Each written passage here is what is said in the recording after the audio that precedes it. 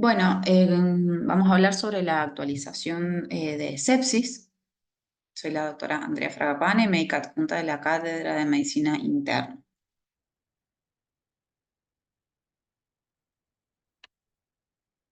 ¿Qué es la sepsis?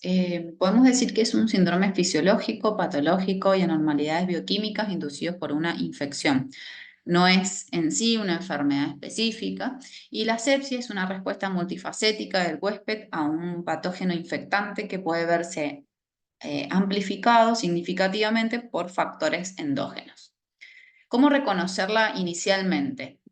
Tenemos el síndrome de respuesta inflamatoria sistémica que está marcado por dos o más de estos parámetros: temperatura más de 38 grados centígrados o menos de 36 grados centígrados, una frecuencia cardíaca más de 90 latidos por minuto, una frecuencia respiratoria más de 20 ciclos por minuto o una PCO2 arterial menos de 32 milímetros de mercurio, con un recuento de leucocitos en sangre mayor a 12.000 o una leucopenia menor a 4.000 por milímetro cúbico. O también la presencia de formas inmaduras en más del 10%. Esto más un foco infeccioso, puedo yo comenzar a pensar que estoy en presencia de una sepsis. Lo que diferencia la sepsis de la infección en sí es un factor aberrante o respuesta desregulada del huésped y la presencia de disfunción orgánica. ¿Qué implica? Implica la activación temprana de respuestas proinflamatorias y antiinflamatorias, junto con modificaciones importantes que se dan en las vías no inmunológicas como la cardiovascular, neuronal, autonómica, hormonal, bioenergética, metabólica y la coagulación, todos los cuales tienen importancia pronóstica. Esto es muy importante tenerlo en mente, que la sepsis es la principal causa de muerte por infección, especialmente si no se reconoce ni se trata a tiempo. ¿Cómo identificarla entonces? La puntuación predominante en el uso actual es el SOFA. Este permite evaluar e identificar la disfunción orgánica. SOFA habla de la evaluación de insuficiencia orgánica secuencial. La puntuación clasifica las anomalías por sistema de órganos y tiene en cuenta las intervenciones clínicas. Sin embargo, las variables del laboratorio, a saber, la PO2 arterial, el recuento de plaquetas, nivel de creatinina y la bilirrubina, son necesarios para el cálculo completo. Se puede suponer que la puntuación SOFA inicial es 0 en los pacientes si no se sabe que tenga una infusión orgánica preexistente. Un cambio agudo en este nivel total de SOFA obtiene 2 puntos como consecuencias de la infección. Ya implica que el riesgo de mortalidad general de aproximadamente es el 10% en una población hospitalaria general con sospecha de infección. Una puntuación SOFA más alta se asocia con una mayor probabilidad de mortalidad. Entonces, en este cuadro podemos ver lo que analiza el SOFA, el score, analiza lo que es en cuanto a la parte respiratoria, lo que es la PO2 arterial sobre la FiO2, que es la PAFI, ¿sí? La presencia de la coagulación, el recuento de plaquetas, la función hepática, ¿sí? Con la bilirrubina. ¿Sí? Mientras más alta, mayor es la puntuación. A nivel cardiovascular, la presión arterial media, más de 70, menos de 70, el uso de vasopresores, el sistema nervioso central, hablando de lo que es la escala de Glasgow o del paciente, qué tan lúcido está, somnoliento, o cómo está su conciencia, cómo está conectado, y en cuanto a la función renal, tanto lo que es la creatinina, mayor valores de creatinina, mayor SCOL, y lo que es la diuresis. Entonces, si se fijan, es el impacto de una infección sobre los órganos principales que comandan todo el manejo frente a un cuadro agudo. Entonces, viene el Quick SOFA, que es el SOFA rápido. ¿Por qué? Porque dependemos en el SOFA, volviendo para atrás, de muchos valores que requieren que esperemos tiempo para definir en dónde estamos parados. Entonces, el Quick SOFA es una forma abreviada, rápida, de definir ¿Dónde estamos parados? Un paciente con frecuencia respiratoria más de 22 por minuto, con alteración mental, ya sea somnolencia, soporoso o algún estado de conciencia menor, con una presión sistólica menos de 100, ya podemos pensar que el paciente está en sepsis y shock séptico e ir evaluando cómo evoluciona esto. Entonces, hablamos de shock séptico. Shock séptico se define como un subconjunto de la sepsis en el que las anomalías circulatorias y el metabolismo celular subyacentes son profundas. Reconoce tres variables: la hipotensión persistente, el nivel elevado de lactato sérico, más de 2 milimol por litro, a pesar de una reanimación con volumen adecuado que inicialmente se había estado haciendo, y la necesidad sostenida de terapia vasopresora para mantener una PAM de 65 milímetros de mercurio. Con estos criterios, la mortalidad hospitalaria supera el 40%. Entonces, acá tenemos donde vamos a ir pensando si el paciente sospecha una infección, hago el quick-SOFA rápido, si me da que sí voy a seguir la evaluación, evaluando esta disfunción orgánica para hacer un SOFA completo. Si veo que no, que el paciente respondió y demás, bueno, voy a ir monitorizando la condición clínica, reevaluando causas posibles de sepsis, ¿sí? Y trabajando mientras si el paciente se estabiliza. Ahora, si persiste esta disfunción orgánica, el paciente persiste con un SOFA que después luego puedo hacer de un quick SOFA o un SOFA más de 2 y estoy presente lo tengo confirmado, estamos presentes con esta sepsis. Ahora, si yo luego de la reanimación que dijimos, dependo de vasopresores para mantener una TAM más de 65 milímetros de mercurio y el lactato sigue con valores elevados de 2, estoy en presencia de una sepsis, un shock séptico. ¿Sí? Y si no, este cuadro hay que estar reevaluando continuamente dónde estamos parados. Entonces, Quick SOFA, rápidamente, variables, las tengo, son clínicas, ¿sí? Yo rápidamente puedo sospechar que el paciente está séptico. Y cuando tengo las otras variables de laboratorio y demás, el APO2, el Glasgow, la presión arterial, los vasopresores, la creatinina, la diuresis, la bilirrubina, las plaquetas, puedo hacer una evaluación más completa.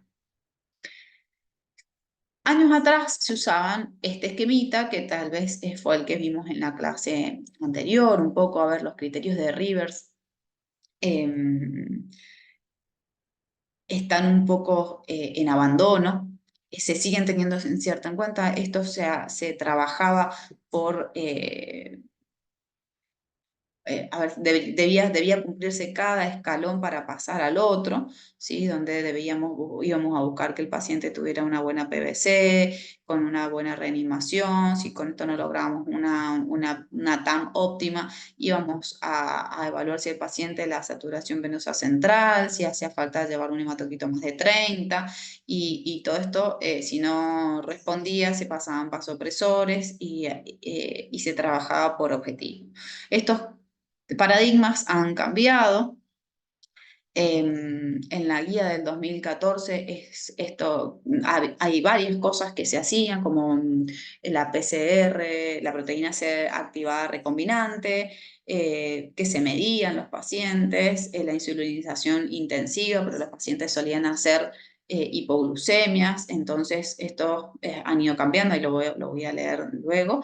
La combinación de corticoides, se ponían altas dosis de corticoides, a pesar del adecuado reemplazo de fluidos, ¿sí? Se usaban coloides para la expansión, pero todo esto fue cambiando en el tiempo, y hoy lo que podemos hablar con la última guía del 2016, el sepsis 3 y todo lo que estamos actualizando es que, bueno, no hay disponibilidad de la droga. Con respecto a la insulinización, se sugiere solo ante glucemias mayores a 180 para tampoco llevarlo al paciente a hipoglucemia.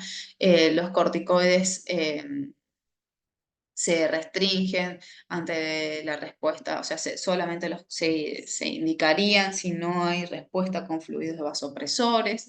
Se recomiendan solamente los cristaloides como fluido de expansión y se sacan un poco los coloides, ya dado que esto tenía mayor daño renal y demás.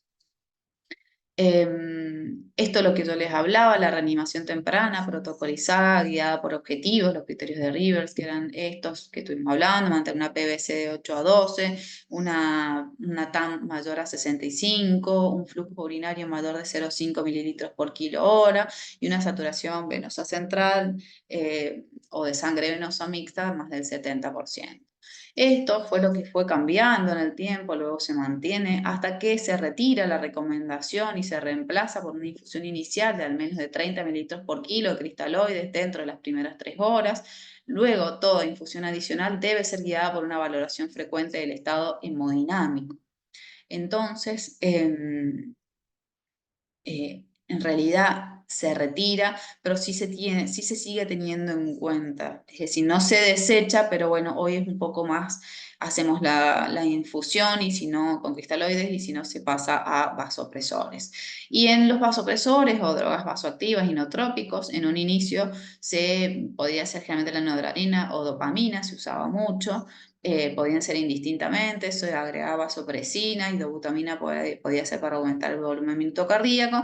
Luego se empieza a retirar un poco la recomendación de la dopamina por más adrenogénico y la parte, el daño renal. Entonces, últimamente se refrenda la recomendación de noradrenalina como vasopresor de primera elección, ¿sí? Se sugiere vasopresina o epinefrina ante elevadas dosis de noradrenalina y se mantiene la recomendación de dobuta ante la disfunción miocárdica. Entonces, sepsis, shock séptico, como terminando un poco, es una emergencia médica. Lo importante de esto es saber reconocerla, ¿sí? Rápidamente y hacer una reanimación y la antibiótico-terapia. Estas son las recomendaciones que son viejas, están un poco desechadas de cumplirlas por objetivo, pero sí cumplirlas en paralelo, digamos, no esperar que tenga todas una por una para avanzar, ¿sí? Si no, estos serían como los objetivos finales. La reanimación debe iniciarse en forma inmediata, reconocerla, los 30 mililitros por kilo de cristaloides endovenoso entre las primeras 3 horas. Esto es una recomendación sólida, ¿sí? Reevaluar los requerimientos de más líquidos según la volemia, los parámetros, el paciente, las patologías, si tiene miocardiopatía dilatada, si está sobrecargado, si, según la evaluación no es abuso de fluidos. La TAM objetivo inicial de 65 milímetros de mercurio en pacientes con shock séptico. Esto también es una recomendación sólida y se sugiere realizar la reanimación de manera de normalizar el lactato en pacientes con niveles elevados de lactato como un marcador de hipoperfusión tisular, ¿sí? Es para tenerlo en cuenta. Con respecto a la antibioticoterapia, por cada hora de retraso en iniciar el antibiótico se incrementa la morbimortalidad. Se deben obtener cultivos, siempre 2 hemocultivos para pensar en aerobios y anaerobios de los focos probables de infección, siempre y cuando no retrase el inicio antibiótico. El tiempo de tolerancia para el cultivo generalmente es 1 hora, siempre hablamos de la hora de oro en esto, en todas las urgencias, porque se cuidan los tejidos, la perfusión y nada, mejora la evolución y disminuye la morbimortalidad. La selección del antibiótico debemos contemplar la dosis adecuada, hay medicaciones con dosis inicial de carga, intervalo de dosis, considerar el volumen de distribución y el aumento del aclaramiento renal en algunas circunstancias, lo que conlleva la necesidad de indicar la mayor dosis posible. A veces pacientes chocados con falla renal aguda más, las primeras 48 horas se dejan a dosis plena y luego se ajustan. Y la posibilidad de utilizar el antibiótico en infusión continua en casos más graves. Sean antibióticos, antimicóticos y antivirales, si corresponden según el cuadro, debe estar basado en los sitios de infección. Primero pienso qué es lo que sospecho y luego elijo el tratamiento dirigido. Los gérmenes posibles, los patrones de sensibilidad local, la exposición previa a antimicrobianos, las resistencias, la gravedad del cuadro clínico y las condiciones de inmunodepresión. Como drogas vasoactivas, dijimos que la noradrenalina es la de elección. En esto ustedes van a poder ver, decir, bueno, cómo se usa la noradrenalina, se calculan las gamas, se pone, esta es la fórmula, cantidad de ampollas, ¿sí? Por los microgramos de la ampolla, por los mililitros de infusión, sobre el peso, el volumen de infusión y 60, y esto acá está explicado, ¿sí? Un paciente de 70 kilos con solución de noradrenalina prepara de la siguiente manera, 2 ampollas en 400 mililitros de dextrosa, 21 mililitros hora. Entonces, yo indico eso, empiezo eso y quiero saber cuántas gamas está el paciente. Entonces, la cantidad de ampollas, 2. Los microgramos de cada ampolla, 4.000 miligramos. Los mililitros de infusión a 21 lo pusimos y el volumen de infusión, 400 mililitros de dextrosa. Reemplazamos todo esto en la fórmula y esto nos va a dar a 0,1 microgramos por minuto por kilo. Sería 0,1 gamas. Entonces, esto me va a ir hablando de los requerimientos. Si esto yo lo recalculo, le subo los mililitros, tengo que recalcular y esto me va a impactar en los requerimientos de gama. Mientras más gamas usa el paciente, más sepsis, más shock séptico hay, peor pronóstico tiene, más resistente al tratamiento está haciendo.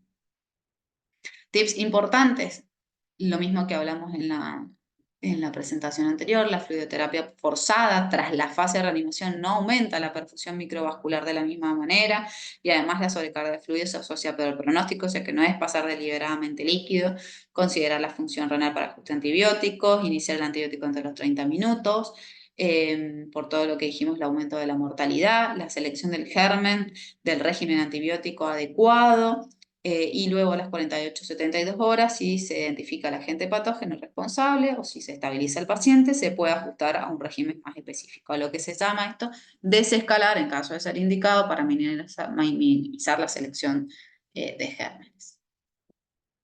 Bueno, muchas gracias y no olviden que esto es siempre una emergencia.